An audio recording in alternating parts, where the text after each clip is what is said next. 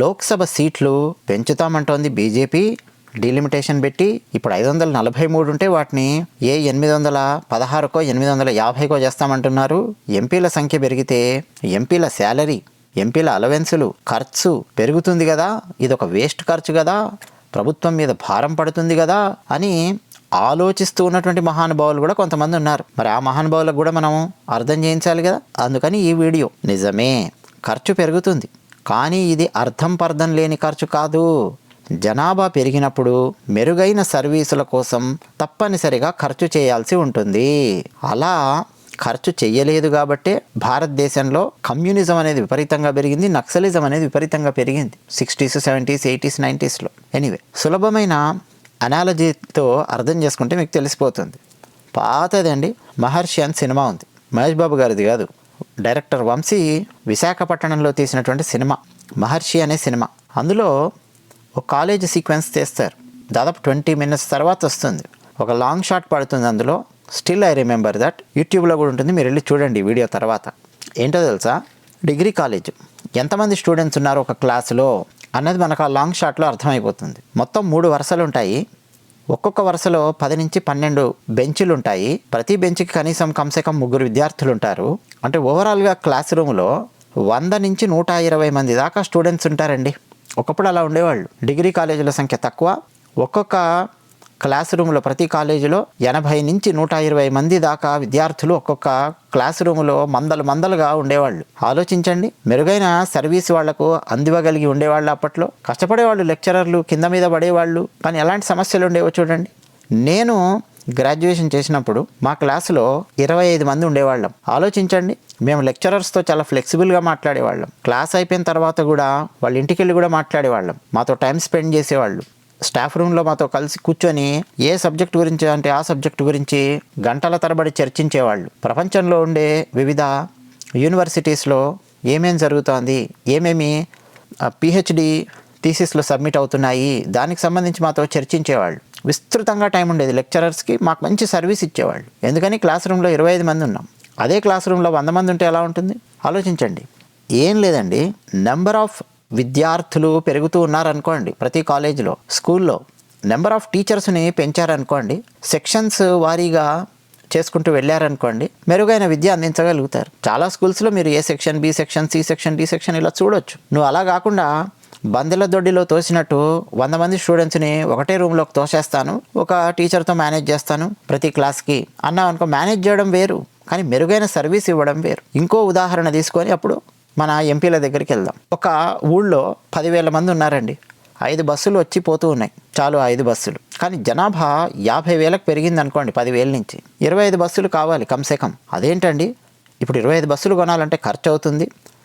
బస్సులు కొనాలి, ఒకటి ఖర్చు, డీజిల్ పోయించాలి ఖర్చు, డ్రైవర్లకు జీతాలు ఇవ్వాలి ఖర్చు, డ్రైవర్లు రిటైర్ అయితే పెన్షన్ ఇవ్వాలి ఖర్చు, బస్సుకి ఏమైనా సమస్య వస్తే రిపేర్ చేయించాలి ఖర్చు. ఇలా ఆలోచించారనుకోండి, అప్పుడు ఏమవుతుందో తెలుసా, 10,000 మంది జనాభాకు 5 బస్సులే, 50,000 మంది జనాభాకు 5 బస్సులే. అలా మేనేజ్ చేశారనుకోండి, ప్రజలు గంటల తరబడి వేచి ఉండాల్సిన పరిస్థితి వస్తుంది. వేరే ప్రైవేట్ వాళ్ళ రంగంలోకి దిగి ఎక్స్ప్లాయిట్ చేస్తుంటారు, రకరకాల సమస్యలు. సో మెరుగైన సర్వీసు కోసం చేసే ఇన్వెస్ట్మెంట్ అని ఆలోచించాలి. ప్రభుత్వ సర్వీసులన్నీ కూడా పెరగాలి, ఏ దేశంలో అయినా సరే. ఎంపీలు అంటే ప్రజాప్రతినిధుల సంఖ్య కూడా పెరగాలి. లేకపోతే ఏమవుతుందో తెలుసా, ఒక్కొక్క ఎంపీకి 18 లక్షల మంది, 20 లక్షల మంది ఉన్నారనుకోండి, ఏ ప్రజల సమస్యలు వినగలుగుతారు, ఏం చేయగలుగుతారు? ఖర్చు పెరుగుతుంది ఎంపీల సంఖ్య పెరిగితే ప్రభుత్వానికి, కానీ ప్రజాస్వామ్యం మెరుగవుతుంది, సర్వీసెస్ మెరుగవుతాయి. ఆ కోణంలో ఆలోచించగలగాలండి. మీకు చిన్న ఉదాహరణ, ఆస్ట్రేలియా ఎగ్జాంపుల్ తీసుకోండి. జనాభా మారినప్పుడు ఎలక్టోరల్ కమిషన్ ఉంటుంది ఆస్ట్రేలియాలో. ఆ సీట్స్ బౌండరీస్ మార్చుకుంటూ వెళ్తూ ఉంటారు. రెగ్యులర్గా ఒక ప్రాసెస్ లాగా జరుగుతుంది. ఒక 30 years 40 years exact dead line అంటూ ఉండదు, కానీ మార్చుకుంటూ వచ్చారు. యూకేలో చేశారు, జర్మనీలో చేశారు, కెనడాలో చేశారు, చాలా దేశాలలో చేశారు. ఇప్పుడు భారతదేశంలో 1971 సెన్సెస్ ఆధారంగా 543 సీట్లు ఫిక్స్ అయ్యాయండి. 42వ అమెండ్మెంట్తో దాన్ని ఫ్రీజ్ చేశారు అప్పట్లో. ఇప్పుడు 50 సంవత్సరాలు దాటిపోయింది, జనాభా విపరీతంగా పెరిగిపోయింది. ఆలోచించండి, నువ్వు అప్పుడున్నట్టే ఇప్పుడు కూడా ఎంపీలు ఉండాలి అంటే పరిస్థితి ఎంత దారుణంగా ఉంటుంది. ప్రతి ఎంపీ కొన్ని లక్షల మంది ప్రజలకు జవాబుదారీగా ఉండాలి, హ్యాండిల్ చేయడం చాలా కష్టం. 1971లో భారత జనాభా దాదాపు 55 కోట్లు ఉంది అధికారిక సెన్సస్ ప్రకారం. 81లో డీలిమిటేషన్ చేసి నిజానికి ఎంపీల సంఖ్య పెంచి ఉండాల్సింది, చేయలేదు. 81 వచ్చేసరికి 68,33,00,000 అయింది మన జనాభా. అంటే దాదాపు 13.5 కోట్లు పెరిగింది, కానీ ఎంపీల సంఖ్య పెంచలేదు. 91 వచ్చేసరికి 84,64,00,000 అయింది జనాభా. డీలిమిటేషన్ చేసి ఎంపీల సంఖ్య పెంచలేదు. 2001 వచ్చేసరికి 102 కోట్లు అయ్యింది భారత జనాభా. మళ్ళీ డీలిమిటేషన్ చేయాలి, అసలు ఏం చేయలేదు, పెంచలేదు. 2011లో 121 కోట్లు అయ్యింది. డీలిమిటేషన్ చేయాలి, ఎంపీల సంఖ్య పెంచలేదు. ఇప్పుడు 2026 ఇంకా సెన్సస్ అవన్నీ ఏం జరగలేదు, కానీ అంచనా ఏంటంటే 147 కోట్లు భారత జనాభా అని ప్రొజెక్టెడ్ అంచనా మిడ్ 2026కి. సో 147 కోట్ల మంది ఉన్న భారత జనాభాకు కూడా 543 ఎంపీలే ఉంటారా? ఏది 1970sలో 55 కోట్ల జనాభా ఉన్నప్పుడు 543 ఎంపీలే. ఇప్పుడు కూడా 543 ఎంపీలతో పని నడుస్తుందండి? నడుస్తుంది. నేను చెప్పాను ఇంతకుముందు, బందెల దొడ్డిలోకి తోసేసినట్టు 100 మంది 120 మంది స్టూడెంట్స్ను ఒకటే క్లాస్ రూమ్లోకి తోలేసి లెక్చరర్ ఏదో చెప్పుకుంటాడు, వెళ్ళిపోతాడు. ఎవరిని గిల్లుతున్నాడో తెలియదు, ఎవడు ఏం చేస్తున్నాడో తెలియదు, ఎవరికి టైం ఇవ్వలేరు. ఆ మార్క్ షీట్స్ పేపర్స్ అన్ని కరెక్ట్ చేసే వరకే దమ్ము అయిపోద్ది లెక్చరర్కి. మధ్యలో యూనిట్ టెస్టులు పెట్టగలుగుతారా? స్లిప్ టెస్టులు పెట్టగలుగుతారా? ఎక్కువ మంది విద్యార్థులతో చర్చించగలుగుతారా? ఏమీ చేయలేరండి. సేమ్ ఎంపీల పరిస్థితి కూడా. నెంబర్ ఆఫ్ ఎంపీస్ పెరిగితే ప్రతి ఎంపీకి కంపారిటివ్ ఆస్పెక్ట్స్లో చూస్తే తక్కువ మంది జనం వస్తారు, రిప్రజెంటేషన్ పెరుగుతుంది, ఎంపీ ల్యాడ్స్ పెరుగుతాయి. ప్రతి ఎంపీకి ప్రస్తుతం సంవత్సరానికి 5 కోట్ల రూపాయలు ఎంపీ ల్యాడ్స్ కింద వస్తాయి. ఆ ఎంపీస్ ప్రతి సంవత్సరం వచ్చే 5 కోట్ల రూపాయలను ప్రజల కోసం ఖర్చు పెట్టాలి. సరే, ఎవరు ఖర్చు పెడుతున్నారు ఏంటి అనేది మళ్ళీ వేరే చర్చ. సో ఇప్పుడు సేమ్ మల్కాజిగిరి అంత పెద్ద నియోజకవర్గానికి ప్రతి సంవత్సరం 5 కోట్ల రూపాయలు ఇస్తున్నారు అనుకోండి, ఈటెల రాజేందర్ గారికి ఖర్చు పెట్టు అంటే కింద మీద పడి ఆయన ఖర్చు పెడతారు, ఏదో చేస్తారు. అదే మల్కాజిగిరిని 2 భాగాలు చేయండి, 2 ఎంపీలు ఉన్నారనుకోండి, ఏ పార్టీ ఎంపీలు అనేది అనవసరం, ప్రతి ఎంపీకి పార్టీతో సంబంధం లేకుండా ఎంపీ ల్యాడ్స్ వస్తాయి, మీకు తెలిసే ఉంటుంది. సో 2 ఎంపీలు ఉండేసరికి ప్రతి సంవత్సరం 10 కోట్ల రూపాయలు వాళ్ళు మల్కాజిగిరి నియోజకవర్గం మీద ఖర్చు పెట్టాలి. సో ఆలోచించండి, సేవలు మెరుగవుతాయి. సో ఇట్లా ఆలోచించే ప్రయత్నం చేయాలి మీరు. ప్రజలకు ఉపయోగపడుతుంది కదా అన్న కోణంలో ఆలోచించాలి.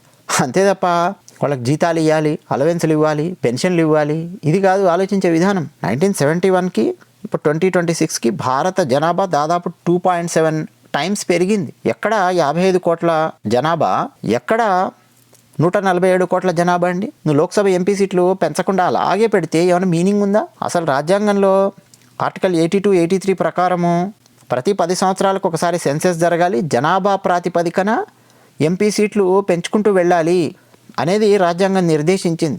సరే, అలా చేస్తే దక్షిణ భారతానికి ప్రస్తుతం సమస్య వస్తుంది కాబట్టి అలా కూడా వద్దు, చక్కగా 50% పెంచుతాం అని చెప్పి అమిత్ షా గారు మంచి నిర్ణయం తీసుకున్నారు, చెప్పారు. కానీ విపక్షాలు ఏం చేశాయి? ప్రజలను తప్పుదారి పట్టించాయి. ఇప్పుడు మీలో కూడా కొంతమంది చూడండి, ఎంపీలకు జీతాలు ఇవ్వాలి, ఎంపీలు పెరిగితే ప్రజల మీద భారం పడుతుంది. ప్రజల మీద ఏం భారం పడదండి, ప్రజలకు చాలా లాభాలు ఉంటాయి దానివల్ల. ప్రజలకు కలిగే లాభాలతో పోల్చితే ప్రజల మీద పడేటటువంటి భారం అది పెద్ద భారం కాదు. సర్వీస్ అనేది చాలా ఇంపార్టెంట్. ఇప్పుడు ఆస్ట్రేలియాలో 1901 ఆస్ట్రేలియా ఫెడరేషన్ టైం తీసుకుంటే 75 మంది ఎంపీలు ఉండేవాళ్ళు ఆస్ట్రేలియాలో. 1949 వచ్చేసరికి 123 మందిని పెంచారు. అంటే ఏకదమ్న జంప్ అయిందనమాట, 75 నుంచి 123. 1984లో మళ్ళీ పెంచారు 148. అంటే చాలా భారీ మార్పు అది కూడా. 1993లో అనుకుంటా ఒకటి తగ్గించారు 147. 96లో మళ్ళీ 148. 2001లో 150 చేశారు నెంబర్ ఆఫ్ ఎంపీస్. 2022లో ఒకటి పెంచారు 151. ప్రస్తుతం 2026లో 150 మంది అనుకుంటా ఆస్ట్రేలియాలో సంఖ్య. అంటే ఆస్ట్రేలియా జనాభా కూడా చూడండి 1984 నుంచి ఇప్పటివరకు చూస్తే దాదాపు రెట్టింపు అయ్యింది. ప్రస్తుతం కూడా అండి ఆస్ట్రేలియాలో పార్లమెంటరీ కమిటీలు సీట్లు పెంచాలని చెప్పి డిస్కస్ చేస్తున్నాయి. చాలాసార్లు పేపర్లో చూస్తాను. ఈ 2025, 2028 ఈ టైం పీరియడ్లో రకరకాల చర్చలు ఆల్రెడీ జరగబోతున్నాయి. 50% పెంచాలి అన్న చర్చలు ఉన్నాయి ఆస్ట్రేలియాలో. అంటే ఇప్పుడు 150 కదా ఎంపీ సీట్లు, అక్కడి నుంచి 220 లేదా 240 దాకా తీసుకెళ్ళాలి అనే చర్చలు నడుస్తున్నాయి. ఇంకా అధికారిక నిర్ణయం తీసుకోలే కానీ చర్చలు జరుగుతున్నాయి. ఇప్పుడు అక్కడ కూడా ఆస్ట్రేలియాలో కూడా మనలాంటి వాళ్ళు ఎక్స్పెండిచర్ పెరుగుతుంది కదా అని చెప్పి చర్చించే వాళ్ళు ఉంటారు. దట్స్ ఓకే, ఎక్స్పెండిచర్ పెరుగుతుంది కానీ సర్వీసెస్ అనేవి మెరుగవుతాయి, అది మాత్రం డ్యామ్ ష్యూర్. ఇంకా మన భారతదేశం లాంటి దేశంలో లక్షలాది మంది జనానికి ఎంపీస్ రిప్రజెంట్ చేస్తారు. ఇంకా మనం ఆస్ట్రేలియా మాట్లాడుతున్నది పర్ ఎంపీ 120,000 మంది అట్లా మాట్లాడతాం. ఇక్కడ మిలియన్స్లో ఉంటుంది. ఒక్క మల్కాజిగిరియే 3.5 మిలియన్ అలా ఉంటుంది ఆ ఎంపీ కింద జనాభా. నేను మీకు ఇంకో ఎగ్జాంపుల్ చెప్తా. నేను హై స్కూల్లో ఉన్నప్పుడు కోర్స్ నేనంటే డే స్కాలర్ని. కొంతమంది హాస్టల్స్లో ఉండేవాళ్ళు, బీసీ హాస్టల్ అని, ఎస్సీ హాస్టల్ అని, ఎస్టీ హాస్టల్ అని, మైనారిటీ హాస్టల్స్ అని ఉండేవన్నమాట. ఒకసారి మా క్లాస్మేట్ యొక్క హాస్టల్కి నేను వెళ్ళాను, ఎస్సీ హాస్టల్. దాంట్లో అసలు ఎంత దారుణం అంటే అండి, ఉన్నదేమో 100 మంది పిల్లలు, 2 బాత్రూమ్స్, 2 ల్యాబొరేటరీస్. ఈ 100 మంది వాడుకోవాలండి. ఎలా వాడుకుంటారు చెప్పండి, ఆలోచించండి. ఏం చేస్తారు పిల్లలు? ఉదయం లేచి చెట్ల కింద హాస్టల్లో ఎక్కడ పడితే అక్కడ స్నానాలు చేసేవాళ్ళు. మురుగునీరంతా ఒక సైడ్ చేరుతూ ఉండేది. ఉదయం లేచి ఆ పక్కనే ఉన్న తోపులు అవన్నీ ఉండేవి, తుమ్మ చెట్లు అవన్నీ, అక్కడికి వెళ్ళి మూత్రం పోసేవాళ్ళు. ఆ తర్వాత చీకటి పడక ముందే లేచి చెంబు పట్టుకొని అక్కడ చుట్టుపక్కల అక్కడెక్కడో వెళ్ళి మల విసర్జనకు బయటికి వెళ్ళేవాళ్ళు. ఈ 2 బాత్రూమ్స్, ఆ 2 ల్యాబొరేటరీస్, ఈ 100 మందికి ఏం సరిపోతాయి చెప్పండి? ఎప్పుడు కట్టారు అది హాస్టల్ అని చెప్పి చెక్ చేస్తే, అంటే నేను ఆ ఏజ్లో చెక్ చేయలేదు, పెద్ద అయిన తర్వాత వేరే వేరే విషయాలు విశ్లేషిస్తుంటే అప్పుడు ఆలోచించాను. అది ఎప్పుడో హాస్టల్ 15 ఏళ్ల క్రితం ఎప్పుడో కట్టారు. ఆ హాస్టల్ కట్టినప్పుడు హాస్టల్లో ఉన్నటువంటి స్ట్రెంత్ ఎంత నాకు ఎగ్జాక్ట్ తెలియదు, కానీ తక్కువ మంది, 28 నుంచి 30 మంది. వాళ్ళ కోసం అని చెప్పి 2 బాత్రూములు, 2 ల్యాబొరేటరీలు ఏవో శాంక్షన్ అయ్యి కట్టేశారు. అవే చాలా కష్టం వాళ్ళు వాడుకోవడానికి, సరే కింద మీద వాడు వాడుకునేవాళ్ళు. హాస్టల్లో 100 మంది పెరిగారు, కానీ టాయిలెట్ల సంఖ్య పెరగదు. ఏందయ్యా బాబు అని అంటే, ఇగో మీలో కొంతమంది ఆలోచిస్తున్నారే, ఎక్స్పెండిచర్ గడిది గుడ్డేం కాదు. సర్వీస్ ఇవ్వడానికి ఎక్స్పెండిచర్ గురించి కాదు మాట్లాడాల్సింది, మెరుగైన సర్వీసుల కోసం పెట్టేటటువంటి పైసా, అది ఉపయోగపడే పైసా. నువ్వు అక్కడ ఎక్స్పెండిచరు పైసలు అవుతాయి, ఇంకో టాయిలెట్ కట్టడానికి సిమెంట్ ఖర్చు అవుతుంది, కంకర ఖర్చు అవుతుంది, ఇవన్నీ ఆలోచించావనుకో, లేకపోతే నా టాయిలెట్ కట్టడానికి స్పేస్ లేదు, ఎవడు సావు వాడు సావని ఇలా ఆలోచించావనుకో, అదేం సర్వీస్ అండి? మల్టీ డైమెన్షనల్ అనాలిసిస్ అప్లై చేస్తే అర్థం అవుతుంది. సింపుల్గా ఎంపీల సంఖ్య పెంచారు కాబట్టి వాళ్ళకి పైసలు ఇవ్వాల్సి వస్తుంది, అలవెన్సులు ఇవ్వాల్సి వస్తుంది, ఇదేనా మీరు ఆలోచించేది? 55 కోట్ల మంది జనాభాకు 543 మంది ఎంపీలు, నువ్వు 147 కోట్ల మందికి కూడా 543 మంది ఎంపీలు ఉంటే ఎలా హ్యాండిల్ చేస్తారండి వాళ్ళు? ఎంతమంది ప్రజల సమస్యలు వాళ్ళు వినగలరు? మళ్ళీ ఎంపీ టైం ఇవ్వకపోతే మళ్ళీ మనమే తిడతాం, ఈ టైం ఇవ్వట్లేదురా, ఇడు దొంగ దుర్మార్గుడు అని చెప్పి. చాలా దేశాలలో ఎంపీలు టైం ఇస్తారు తెలుసా ప్రజలకి. వాళ్ళకి సమస్య ఏమైనా ఉంది అని అంటే వచ్చి మాట్లాడచ్చు. చాలా దేశాలలో అయితే ఎంపీలు వాళ్ళ ఏరియాలో ఉండే ప్రజలకు ఒక పార్టీ లాంటిది ఇచ్చి, అంటే ఒక గెట్ టుగెదర్ పార్టీ, మందు పార్టీలు కావు, ఒక సరదా గెట్ టుగెదర్ పార్టీ లాంటిది ఒక పార్కులో సమ్మర్లో పెట్టి ప్రజలందరినీ అక్కడ పిలుస్తారు, ఆ చుట్టుపక్కల వాళ్ళందరినీ. నేను అక్కడ ఫలానా పార్కులో మీట్ అవుతాను, మిమ్మల్ని రండి, ఫలానా డే రోజు ఫలానా పార్కు, ఫలానా డే రోజు ఫలానా పార్కు, ఫలానా డే రోజు అక్కడ ఉంటాను రండి అని చెప్పి పిలుస్తారు.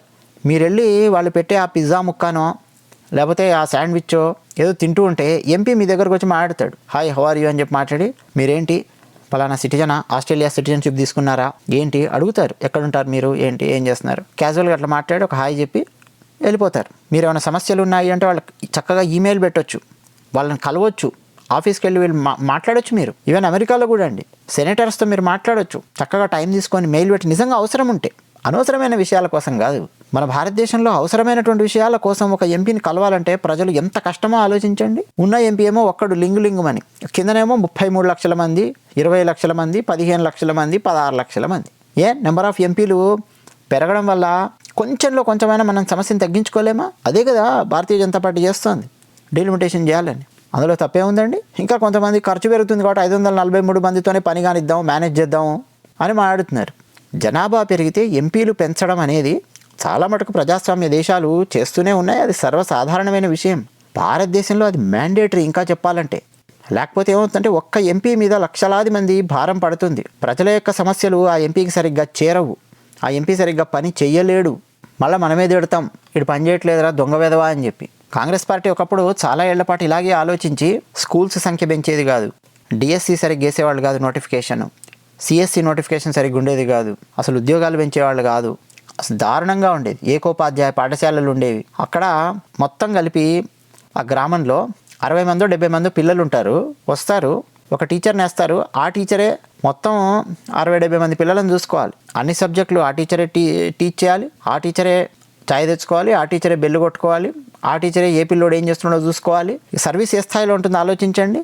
కొన్ని చోట్ల అయితే 300 మంది 400 మంది పిల్లలు ఉంటారు, 3 టీచర్లు కలిసి హ్యాండిల్ చేసేవాళ్ళు. 1980స్లో సిచ్యువేషన్ చెప్తున్నాను. ఇక 1990s వచ్చే వరకు కొన్ని చోట్ల సైన్స్ టీచర్ ఉండరు, ఫలానా మ్యాథ్స్ టీచర్ ఉండరు, అలా రన్ అవుతూనే ఉంటుంది. హిందీ చెప్పే టీచరో తెలుగు చెప్పే టీచరో ఎవరో కాస్త సైన్స్ ఏదో కాస్త చెప్పి వాళ్ళే 4 మార్కులు వేసి పాస్ చేసి ముందుకు పంపించేవాళ్ళు. ఇక 10th క్లాసులు అంటారా, వాళ్ళు పాస్ అవుతారా ఫెయిల్ అవుతారా పిల్లల కర్మ. ఎక్కడో బయట వేరే టౌన్లలోకి వెళ్ళి ట్యూషన్లు పెట్టుకొని ఏదో కింద మీద పాసులు అయ్యేవాళ్ళు. ఆ తర్వాత చూడండి మీరు 1994 తర్వాత మన ఆంధ్రప్రదేశ్లో వరుసగా డిఎస్సి చేసుకుంటూ వచ్చారు. టీచర్లకు ఉద్యోగాలు ఇవ్వడం మొదలెట్టారు. టీచర్ల సంఖ్య పెంచుకుంటూ వెళ్ళారు. సర్వీస్ అనేది పెరుగుతుందండి. అలా ఆలోచించడము మొదలు పెట్టండి. సర్వీస్ విషయం వచ్చినప్పుడు కూడా మీరు ఎక్స్పెండిచరు అని చెప్పి ఆలోచించారంటే చాలా దారుణంగా ఉంటుంది. అర్థమైందా? అది విషయం.